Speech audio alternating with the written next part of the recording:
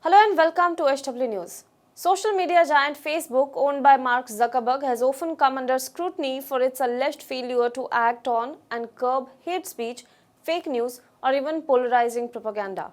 While Facebook has been in the spotlight for quite a while now in the United States, in last few months, its actions, or I would rather say lack of it, against individuals or groups who use the platform to spread hate have come under scrutiny in India too.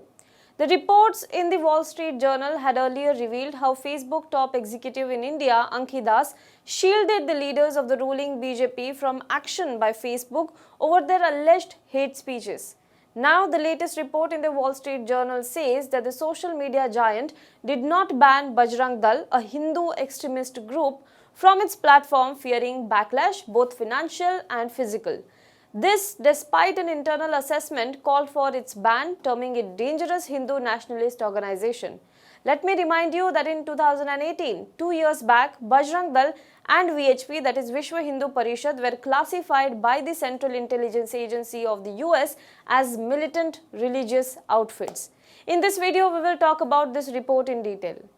Now, according to this report, people familiar with the development said that it was earlier this year that the social media company's safety team concluded that Bajrang Dal supported violence against minorities across India and are likely qualified as dangerous organization that should be banned from the platform. However, Facebook stopped short of cracking down on Bajrang Dal's presence on the platform after a report from its security team. The report said that any such action against Bajrang Dal might endanger both the company's business prospect and its staff in India. The report warned that the action could also result in infuriating India's ruling Hindu nationalist politicians, that is, from the BJP. Apart from that, the report warned that there could be physical attacks against Facebook personnel or facilities. India is among the top 5 markets of Facebook in terms of users, and in terms of number of users who can be reached by advertisers, India tops the charts with as many as 310 million users, dwarfing even the US, where advertisers can reach 190 million users.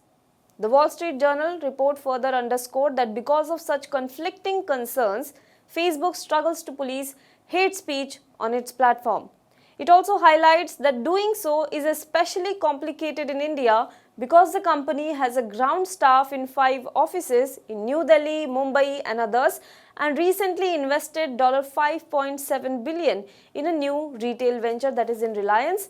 The report notes that the social media giant interacts with the government whose politicians have ties to the Hindu nationalist groups, and that is why it struggles to police hate speech, especially in India. Now, not only that, as per the report, Facebook's security team also issued warnings about risk from banishing 2 other right-wing Hindu nationalist groups active on the platform, which includes Sanatan Sanstha and Shri Ram Sena. The report noted that some members of Bajrang Dal have been convicted of hate crimes and religiously motivated killings. A Facebook-owned analytics tool, which is also known as CrowdTangle, showed that some Facebook communities devoted to the outfit celebrate images of people beaten or killed for their alleged offences against Hinduism. There were more than 5.5 million interactions this year from a handful of groups and pages devoted to Bajrang Dal. Now, Facebook has a hate speech policy whereby it disallows the presence of people who indulge in violence or hate speech online. Facebook policy does not allow these groups that participate in violence to have a presence on its platform. However, the report noted that in the month of June this year, a group of men claiming to be from Bajrang Dal did in fact share a video on Facebook whereby they invaded in a Pentecostal church on the outskirts of New Delhi, claiming that it was built atop a Hindu temple. They installed an idol of Hanuman at the spot, and according to the pastor, he was punched in the head by the men. However, the group denies they assaulted anyone. Facebook took the video down only after Journal queried about it. Now, report says that Facebook's human rights staff have internally designated India as a Tier 1 country. The tag is given to the countries at the highest risk of societal violence, and thus it requires heightened efforts by the company to protect the vulnerable populations. Other countries in the same rank are Myanmar, Sri Lanka and Pakistan. The Wall Street Journal report says that at Facebook, the review of Bajrang Dal had been listed as blocked for the most of the year in its internal project management system. A blocked label also means that the work had stopped. When asked about this, Facebook spokesperson Andy Stone said that the company enforces dangerous individuals and organizations policy globally without regards to political positions or party affiliations. He said that the company's process for determining what entities to ban is careful, rigorous and multidisciplinary. Mr. Stone also said that the security team's warning that banning Bajrang Dal could endanger both Facebook's interest and employees was a subject for discussion as part of the standard process. However, he declined to say whether Facebook had ultimately determined that the group did not qualify as being dangerous. Now let's talk about Facebook facing antitrust lawsuit in the US. As I said, Facebook has come under spotlight for not acting on propaganda or hate speech on its platform. In the United States, the Federal Trade Commission, which has been in charge of enforcing antitrust laws for decades, and the federal agency have filed a lawsuit that seeks to enforce Facebook to spin off Instagram and WhatsApp. The commission alleges that when Facebook acquired the two companies, it did so to neutralize them as competitors. A 2008 email of Facebook CEO Mark Zuckerberg was recently unearthed for the first time in the FTC's lawsuit, in which he says it is better to buy than compete. That would be illegal according to US antitrust laws. Now, antitrust laws are designed to prevent firms from using anti-competitive business practices that stifle competition and thereby allowing the companies to dominate the market and hold monopoly power. Now, why is it important and why am I telling you this in this video?